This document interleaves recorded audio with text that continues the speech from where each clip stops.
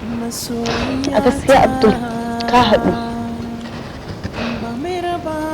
Duk macen da ta same ka a matsayin miji gaskiya ta more. Da gaskiya mu zauna da juna, kullum ina tunani. Ya kamata mu je gurin bokan a duba ka sai da ma kwali. Eh mana Alhaji bar maganar 2.5 din nan nasiya za a ba ku ku yanzu wancan yarinyar yar gidan waye. Wannan yarinyar ai magana Allah ce ba ta da uba amma tana da uba. Farashi a yanzu haka da ka kanta nan daga makaranta da dawa kullum haka take wucewa ta koma ta je makaranta ba ta da abin da ta wuce karatu.